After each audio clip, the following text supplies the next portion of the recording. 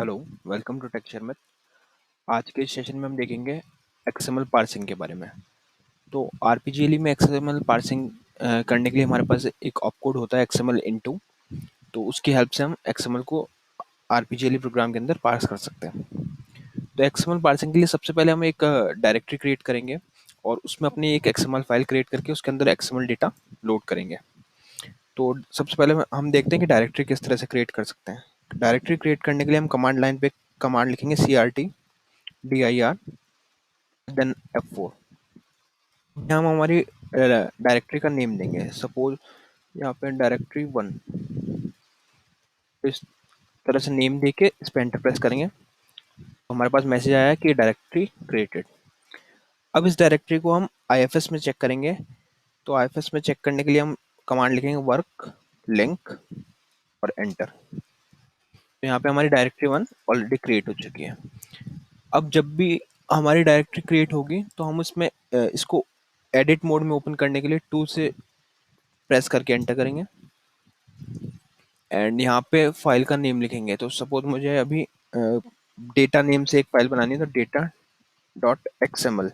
Extension हमेशा XML रखेंगे क्योंकि हम एक एक्सएमएल फाइल क्रिएट करेंगे, उसमें पार्सिंग के लिए हमारे को एक्सएमएल फाइल की रिक्वायरमेंट है, इसलिए इसका एक्सटेंशन जो रहेगा वो एक्सएमएल रहेगा। और फाइल क्रिएट करने के बाद में एंटर। तो अब हमारी एक एक्सएमएल फाइल क्रिएट हो चुकी है और यहाँ पे हम ब्लैंक लाइन के लिए I5 लिख के एंटर करेंगे तो ये ब्लैंक लाइन। और अब यहाँ पे हम हमारा एक्सएमएल डेटा लोड कर सकते हैं। जिस तरह से टैग होता है हम ओपनिंग क्लोजिंग, इस तरह से यहाँ पे डेटा लोड करेंगे और उसको सेव एंड एग्जिट के लिए F3 प्रेस कर देंगे। तो F3 प्रेस करने से ये डेटा सेव हो जाएगा। अभी मैंने एक ऑलरेडी एक फाइल क्रिएट की हुई है जिसमें मैंने कंप्लीट डेटा स्टोर किया हुआ है। तो वो इस डायरेक्टरी में टेक्सचर में नेम से जो डायरेक्टरी है उसके अंदर हम चेक करेंगे ऑप्शन 5 से 5 for display and 2 for edit. तो 5 ऑप्शन लेके मैंने एंटर किया और यहाँ मैंने एक डेटा डॉट एक्सएमएल नाम से ऑलरेडी एक फाइल बनाया हुआ है। इस फाइल को डिस्प्ले करने के लिए हम 5 ऑप्शन लेंगे। तो यहाँ पे इस तरह से मैंने कुछ डेटा स्टोर किया है एक्सएमएल पार्सिंग के लिए। तो यहाँ पे पहला टैग जो है वो है चैनल। तो चैनल इन्फॉर्मेशन हम इस एक्सएमएल फाइल में स्टोर कर रहे हैं और यहाँ में हम एक मैंने टैग लिया है नेम, जिसमें मैंने अपने चैनल का नेम रखा है टेक्सचर में और उसके बाद में ईमेल और यहाँ पे हमने उसका ईमेल एड्रेस स्टोर कराया।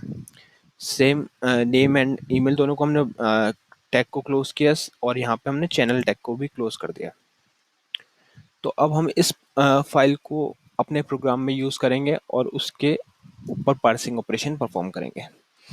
तो अब हमने फाइल बना लिया, अब हमारे को इस फाइल का पाथ रिक्वायर्ड है। तो पाथ के लिए हम यहाँ से डायरेक्टली कॉपी कर सकते हैं। तो होम शर्मित टेक्सचर में डेटा डॉट एक्सएमएल, तो इस पाथ को हम यहाँ से कॉपी कर लेंगे और एग्जिट करेंगे। अब यहाँ पे मैंने एक प्रोग्राम क्रिएट करा हुआ है जो डेटा को पार्स करने के लिए फ्री फॉर्मेट में मैंने लिखा है। तो अब हम इसको चेक करते हैं। Option 2 to open it in edit mode. अब कोई भी आरपीजीएल प्रोग्राम को फ्री फॉर्मेट में लिखने के लिए हम 10th पोजीशन से स्टार स्टार फ्री लिखते हैं और उसके बाद में हम जो भी कोड लिखेंगे तो वो हम फ्री फॉर्मेट में लिख सकते हैं। अब एक्सएमएल पार्सिंग के लिए हमने कुछ वेरिएबल डिफाइन किए हैं। तो पहला स्टैंडर्ड अलोन वेरिएबल है जो इस तरह से डिफाइन किया गया है DCLS। फाइल नेम वेरिएबल का नेम है और इसकी लेंथ रहेगी 500 कैरेक्टर और इसको हमने इनिशियलाइज कर दिया है INZ कीवर्ड से। इनिशियलाइज करना इसलिए रिक्वायरमेंट है कि अगर हम इनिशियलाइज नहीं करेंगे तो कोई गार्बेज वैल्यू भी इसमें स्टोर हो सकती है, इसलिए हम जो भी वेरिएबल क्रिएट करते हैं उसको साथ में इनिशियलाइज भी करते हैं। सेकेंड वेरिएबल मैंने डिक्लेयर किया यहाँ पे ऑप्शंस नेम से जो 500 लेंथ का रहेगा और उसको भी इनिशियलाइज किया। एंड फिर हमने एक वेरिएबल नेम क्रिएट किया है जो 50 लेंथ का है और उसको इनिशियलाइज किया हमने सिमिलरली ईमेल के लिए और उसको भी इनिशियलाइज कर दिया। नेम और ईमेल हमने अपनी जो पार्सिंग के बाद जो वैल्यू रिटर्न होगी उसको स्टोर करने के लिए क्रिएट किया और फाइल और ऑप्शन हमारे आरपीजीएल जब हम एक्सएमएल इनटू यूज़ करेंगे तो उसमें हमारे यूज़ आएगा। अब जो हमने फाइल नेम एक वेरिएबल क्रिएट किया है उसके अंदर हम हमारी जो हमने फाइल क्रिएट की थी उसका पाथ स्टोर कर देंगे।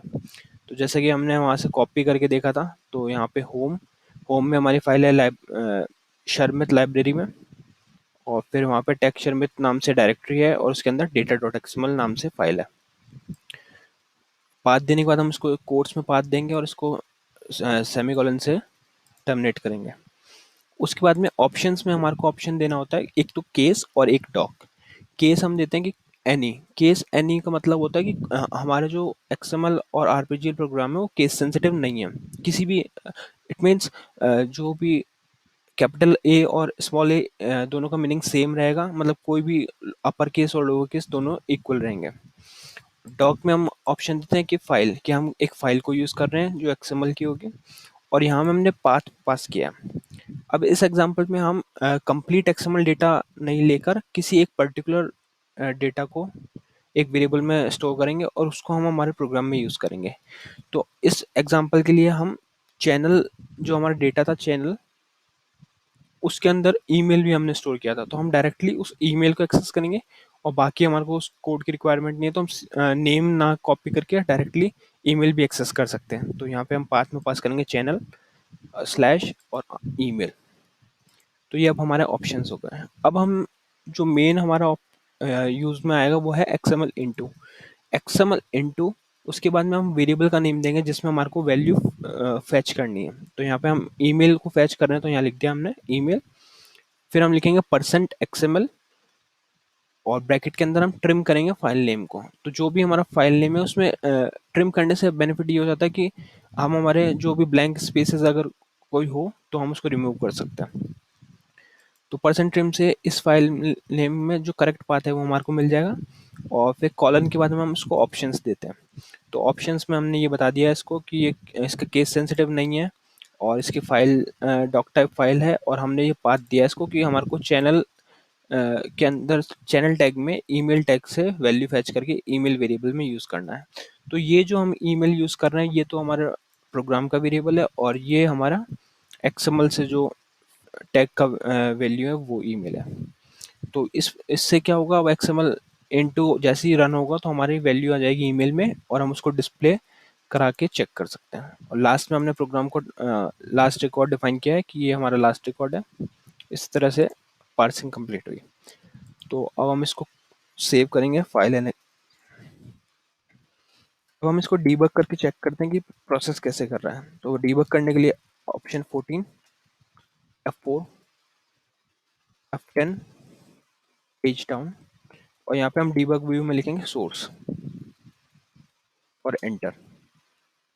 मेरा ऑलरेडी एक ऑब्जेक्ट क्रिएटेड है इसलिए मैं इसको डिलीट करके दोबारा से क्रिएट कर रहा हूँ। तो यस, तो अब हमारा ऑब्जेक्ट क्रिएट हो चुका है। अब हम डीबग करने के लिए हम सबसे पहले मेंबर के नेम को कॉपी कर लेंगे और कमांड रन करेंगे strdbg-f4 स्टार्ट डिबग। और यहाँ पे हम हमारे प्रोग्राम नेम देंगे। लाइब्रेरी में हम हमारा लाइब्रेरी का नेम देंगे। मेरे केस में लाइब्रेरी का नेम है शर्मित 1।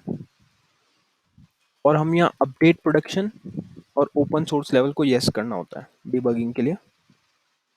तो यस करते हैं और एंटर। जैसे ही हम एंटर प्रेस करेंगे कुछ टाइम लेगा और हमारा डीबग पे प्रोग्राम लग जाएगा। अभी ये वेट शो कर रहा है।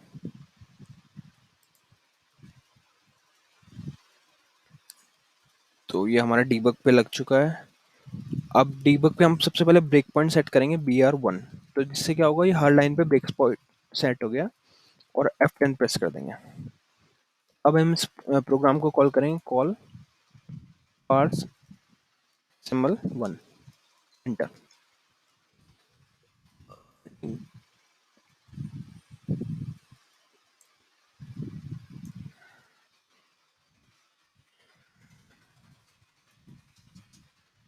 Call parse XML 1, enter. तो अब हमारा ये प्रोग्राम डीबग लग चुका है। अब हम F10 करेंगे प्रोसीड करने के लिए। तो F10। तो अब हम सबसे पहले चेक करते हैं कि फाइल नेम में क्या वैल्यू स्टोर हुई है। तो फाइल नेम पे क्लिक करके F11 प्रेस किया। तो ये हमारा जो डेटा है वो फाइल नेम में स्टोर हुआ है, जो एक करेक्ट पाथ है। इससे बाहर आने के लिए F12, और फिर हमने ऑप्शंस में वैल्यू डिफाइन किया। अब XML इनटू से हमारी वैल्यू ईमेल वेरिएबल में स्टोर हो गई है। तो हम यहाँ पे चेक करते हैं कि ईमेल अभी में अपनी वैल्यू क्या आई है। तो ईमेल में अभी ये वैल्यू स्टोर हो गई है techsharmat@gmail.com। तो ये हमारी एक्सएमएल फाइल से वैल्यू आई है और इस तरह से हम एक्सएमएल से हमने ईमेल को पार्स किया है। अब हम F10 करेंगे तो ये डिस्प्ले कमांड रन हुई और लास्ट रिकॉर्ड। तो इस तरह से हमारा एक्सएमएल पार्स होता है फ्री फॉर्मेट के अंदर। अब हम डीबग को बंद करके इस प्रोग्राम को नॉर्मल कॉल करके चेक कर लेते हैं कि वैल्यू हमारी करेक्ट आ रही है। तो इस तरह से इसने ईमेल को प्रिंट कर दिया। तो आज के सेशन के लिए इतना ही था। नेक्स्ट सेशन में हम देखेंगे हम एक्सएमएल के सभी टैग को एक साथ किस तरह से पार्स कर सकते हैं। सपोज हमारे पास अभी हमारे पास जैसे